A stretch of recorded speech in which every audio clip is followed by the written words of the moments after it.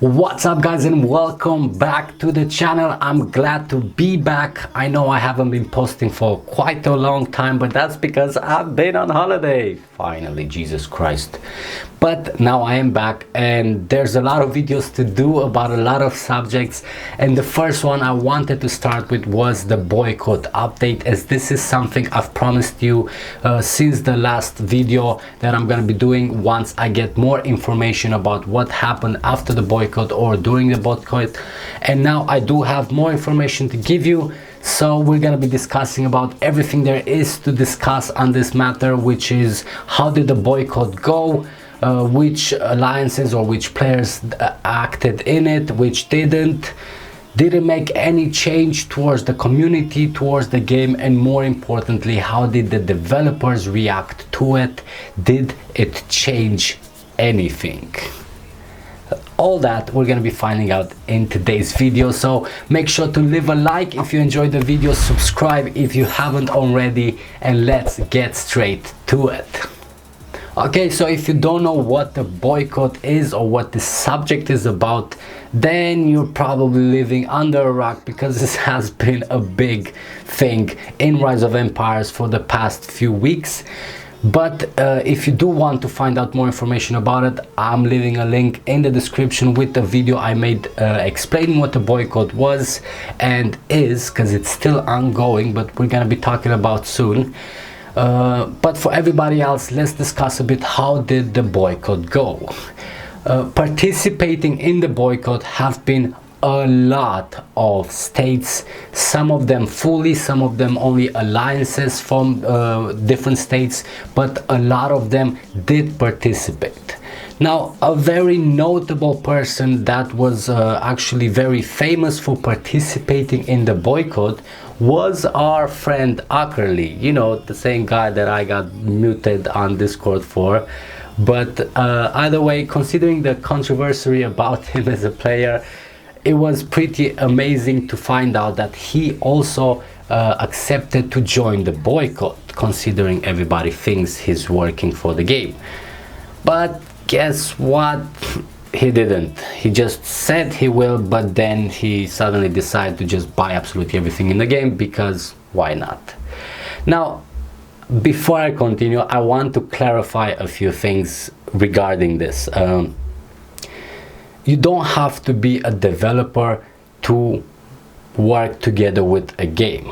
A very good and very popular marketing strategy in any game, not Rise of Empires, but pretty much any game, is to hire or sponsor players to be there as a motivational point for other spenders. And the way that works is very simple. You pretty much give free stuff to one player, so he develops himself much faster and greater, which will ultimately stimulate other spenders to spend more to equal that one player. And the way the deal works can differ from company to company. Sometimes the game pretty much gives you everything, so you develop everything for free. Sometimes they give you stuff because you spend a lot, so he might still be a spender but still receive a lot of the things for free and a lot of support for free because he's working together with the game. But this is pretty much the job of this type of players. I know that very well because I've done it myself. But the point is, it's not necessarily a bad thing, but why is that important in today's video subject? Because everybody starts freaking out of having some big spender like Ackerly still ignoring the boycott and spending in the game is pretty much the equivalent of hundreds of other small spenders that do not spend. And it just feels like all your effort means nothing because that one guy can spend 10 times more than you do, so why the hell bother not spending in the first place? And this is why this subject is important, because if Ackerly is just one of those boosters for the game, and by if I mean, come on, really, it's not even a conspiracy theory, like really, then the fact that he's buying stuff in the game and getting all those stuff does not affect the game in any way, because he's not spending for it. The game is giving him the items. So the boycott itself was never affected about if Akali participated or not. It was a good symbolic figure, but I guess it was too much for him and he wasn't allowed to do it. Either way, all I wanted to say is that his actions did not affect in any way, no matter what he did, the boycott achievement, which is to lower the spending for the game. Now, besides Akali, a lot of other spenders that promised to join the boycott also failed to honor their promise and did spend. Some of them just some spending, some of them just said whatever and went full out. But either way, this didn't matter. What mattered is to get as many as possible to stop spending or to limit their spending, with the purpose of reducing the income of the game. Because we already tried to talk nicely, we already tried to contact and discuss with the developers, we already tried to put the spenders themselves to talk to the developers, and nothing worked, because the game really doesn't care about you. That's just a fact, it's not just me saying. So the entire concept of the boycott is to cut the one thing that hurts them the most, which is money. And did it work? That's the question that we're first going to be asking. Did the boycott actually cut on the income the game had, or had any type of influence to lower the standards of the game, to make the developers pay attention? And the answer to that is very simple. Yes, it did.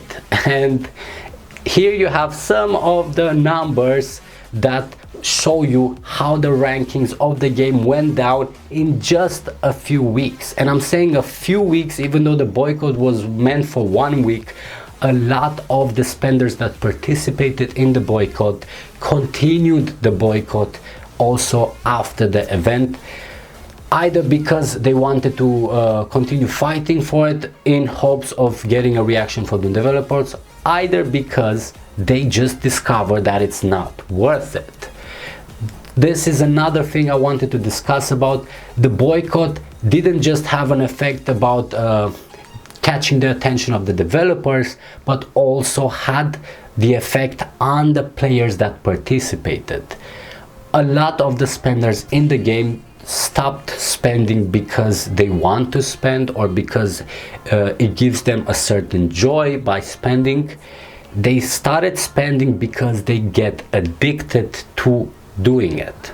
They get used to buying every single time a pack comes out to be in place with all the rest. So that one single week where, for a certain reason, in this case was the boycott, those players stopped spending for that 1 week, it was enough to remind them why they are spending.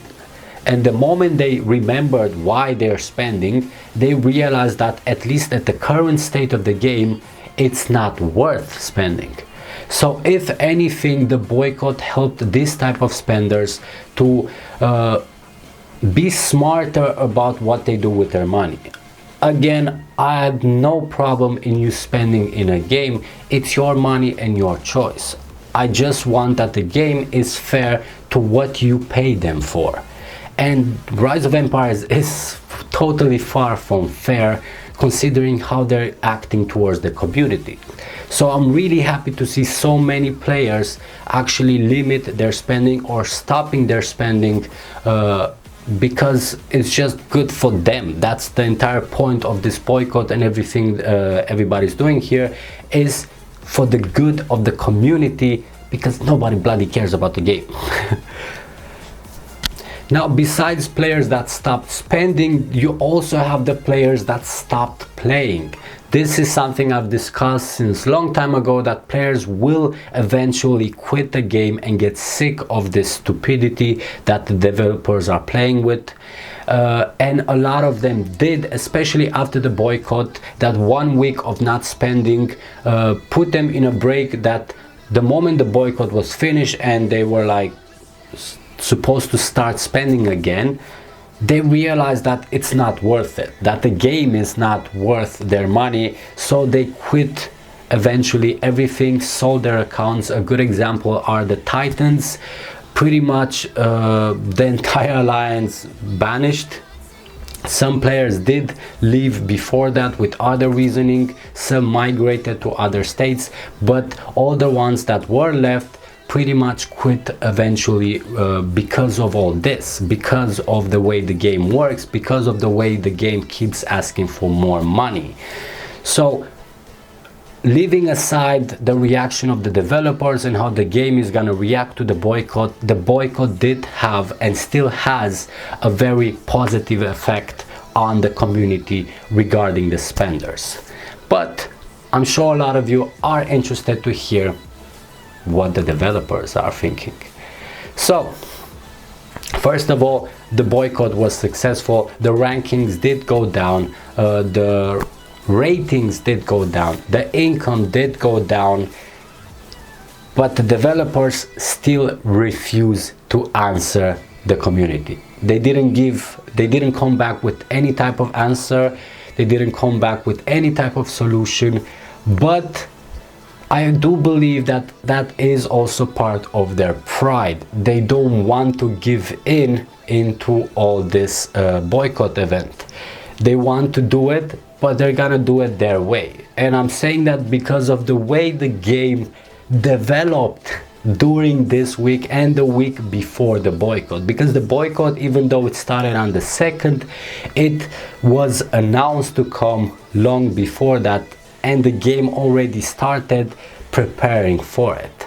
If you look at the amount of events and gifts and everything possible that they could squeeze in the game that they released from the week before the boycott throughout the event of the boycott, that can give you an answer of how the developers did pay attention to what the community was doing, how the developers were scared of what the community was doing. So for anybody out there doubting that the boycott had any type of implications and the game doesn't care, it's not gonna change nothing, stop crying, look at your game, look at how many things were released in 2 weeks compared to the last year. Like really, I can compare it to the last year because that's how many new things they released throughout it. Now, typical to them, they were not just releasing the good stuff to make the community happy. They were also trying to combat the boycott by releasing more ways of wasting your money in the game. At this time, I really cannot say more things that would change the mind of players that already heard the things I've said before. Guys, if you haven't figured it out how greedy the game is, and if you haven't managed to control how much you spend and what you spend your money on, then I'm really sorry for you, but there's only that much anybody can do. It's your salary, throw it away as you wish.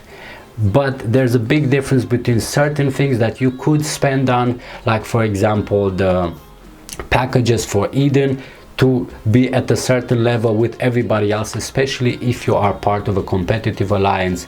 Is not really a requirement regarding the game, it's kind of a requirement regarding your alliance. If you are in a top alliance, you kind of have to maintain yourself in the alliance. But other stupid things like the skins, like the flames, like the stupid new hero that nobody bloody needs, and the way they make it is just not worth it. So the last thing to talk about is what comes next. What happens now after the boycott? Is this it? Does everybody just come back to their normal lives? Not really. As I said before, a lot of the community has changed already because of the boycott, and a lot of them are changing even more, because the more players stop spending, the less the other spenders are stimulated to continue doing it. And I do stick to what I said months ago. this game is going down and it's going down pretty fast, not just from players stopping to spend, but players quitting the game, which is really sad because it has a really big very active community, a lot of players that want to play the game, but the game doesn't care. And especially let's discuss about their stupid Discord channel. The fact that the GMs, the people controlling the entire Discord channel of the official game, started muting everybody and banning everybody on the channel that posted a video of mine. And I'm not saying the boycott video, I'm saying any type of video, a guide, anything that will help players. They started banning the players for using my links. Just shows how pathetic and disgustingly low this game is, how much disregard they have for the community. So as much as I'm concerned as a YouTuber for you guys, I'm gonna continue doing the videos. I don't care because I'm free-to-play player anyway, so it's not like it's affecting me too much. I just do it for the content. Personally, I stopped enjoying the game a long time ago, and I will probably be starting to post more videos about other games to see what you guys are interested in, anything else, because I do want to move in any other direction than this stupid game. Personally, I'm sick of it. I don't know about you, but I am done. Then again, this channel is for you guys, not for Rise of Empires, not for their stupid Discord channel. It's for you. So as long as you guys are finding interest in anything else, let me know in the comment section below. We're also kind of working on a project of maybe a future game, but that's a long road to go, and I will announce when we have more information. I will release it on the channel. But if you have ideas for anything else but Rise of Empires, put it in the comment section. Let's experiment a bit, and maybe hopefully I can move to a different direction with this channel. Until then, of course, yes, I will be releasing videos with certain content regarding the Rise of Empires. But again, thanks again for checking in. If you enjoyed the video, leave a like. If you have any questions, any opinions, comment section is below. And if you haven't subscribed already, what are you waiting for? Thanks again for checking in, and I'll see you guys in the next one.